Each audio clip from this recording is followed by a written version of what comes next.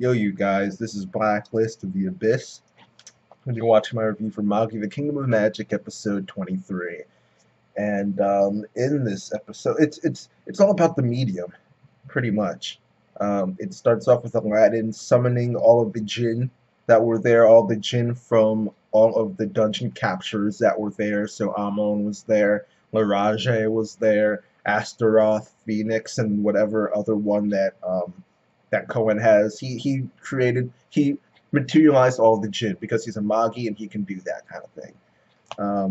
And he did all of this in order to convince Kouen to put a stop to the war and focus on fighting the medium and sealing up the dark spot, which is what the medium is coming down from. One interesting thing to mention is that even though they haven't been doing it at all in the series, for this episode they decided to censor the nipples of the djinn. Okay, whatever. I just thought that was interesting because when Magi shows freaking like the djinn's nipples, it kind of sticks out to you. But then this time, it was like so. This time I realized that they didn't. It's not a big deal. I just figured I'd mention it. And anyway, um, essentially, what the djinn say is that the medium is going to destroy the world if it comes down and touches. And like that's essentially what they say. It's going to destroy the world. Right? They also made some mentions of Almatoran and how it's taboo. One of the djinn was specifically saying, "No, you're not supposed to tell them about Almatoran," and but he ended up telling them exactly about Almatoran.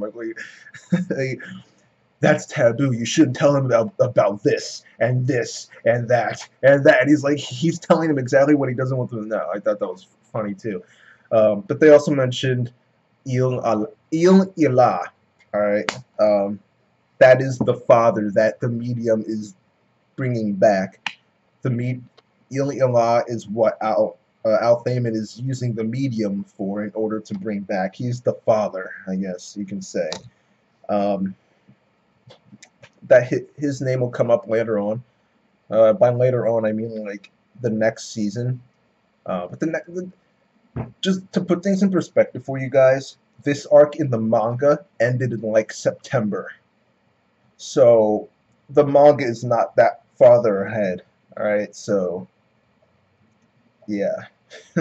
If you're expecting another season as quickly as you got this second season, then don't, because I mean, they could if they wanted to. They just have to do some Blue Exorcist type of crap, and have the second half be entirely filler, which would be stupid. All right, so don't expect another season soon. But the point is that Il Ilah comes up again in the next arc after this. Um, I think the other thing that the Jin said that was worth mentioning is about Solomon. They called Aladdin the incarnation of Solomon. So yeah, that's important. Obviously, Solomon's wisdom. Solomon's obviously a big deal. He's the one who created the jinn. And Aladdin is the incarnation of Solomon. So that's a decently sized deal, a pretty big deal actually. So yeah, there's that. Um, Kouen ends up going with the plan. Um, Actually, Kouen is a history buff. I mean, we kind of knew this already, but he's a history buff, so he already knows a little bit about Almataran from all the things he's read, and he's really interested in finding out more. So he goes with the plan. He summons Kogyoku and Kome and Hakuei and Hakuryu, and they just kind of get started. Kouen, Koha, and Alibaba, they activate their full djinn equips. The medium sends a bunch of black djinn down. They start attacking the people in Magnostadt. Myers is better now. That's something not really worth mentioning, but might as well. We there was this scene of Sphintus. He was trying to rescue some of the people in Magnostadt. And if you recall, a while back, like weeks ago, in one of my manga reviews, I said Sphintus is not going to be very relevant later on. Well, what do you know? Look at here. He's not very relevant, is he? All right. It's like he was trying to become a replacement for Morgiana or something like that.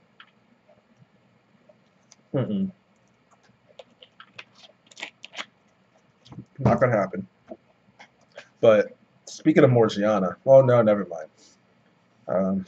Never mind. Sphintus is trying to save some people. Who cares? They're like, I mean, it's important because it's their Goy that they're trying to save. You know, the guys in the fifth level. They're showing that they're better than Mogamed at least. But whatever. The other Goy are up on the surface. The magicians are pretty much abandoning them and leaving, saving themselves. So Scheherazade has to show up and aid the Goy. Then Alibaba and Lan show up to aid them as well, but they don't know what to do because Alibaba can't use his fire there because he'll burn the city. You know, so he doesn't know what to do. But the Ko show up, right? The Ko, they save the day. First it was Hakuei, then it was Kogyoku, then it was Kome, then it was Koha, then it was Kouen. Right? All these dudes show up. Keep in mind, Hakuryu was not there. Remember that. Hakuryu was not there, alright?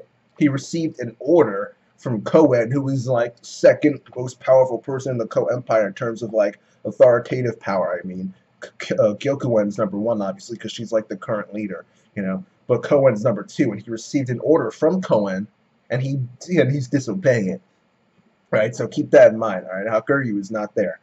Um, yeah. One interesting thing about Kome that we saw, you saw his power. It's kind of like he's using constellations as shields. I thought that was kind of cool.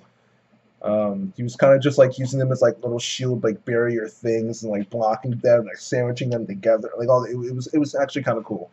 Um, but I mean, in the end, they destroy some of the djinns, but I mean, there's still a ton left. I mean, I think Alan said that. Well, what happened was that Alibaba tried to take out the medium, but it didn't work because it has a Borg. And Aladdin said that its Borg is so powerful that the only way they can break it is if they make it expend all of its Magoi. And it has enough Magoi to create like 10,000 more djinn. Alright, so clearly they're not even really putting a dent in the medium's Magoi supply. Alright? So I mean they're kind of just not looking the situation's not looking good, but Kouen actually doesn't give up. Right? He starts taking a bunch of them out.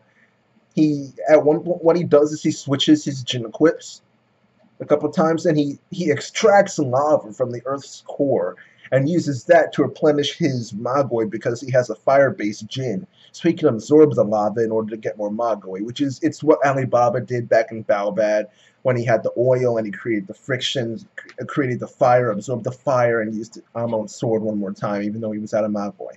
All right, so he's using the lava to replenish his Magoi, and he keeps fighting. And people are like, wow, he really wants to help out magnostadt, doesn't he? He really wants to save the world. And Kome's like, well, I mean, don't get me wrong, he cares about the Ko Empire, but his main motivation right now is that knowledge about our Toran. He's going after you, Lan, right? So that was kind of funny too. There was a surprising amount of comedy in this episode, considering how serious the situation is. You know, the world's about to be destroyed. They're making jokes like.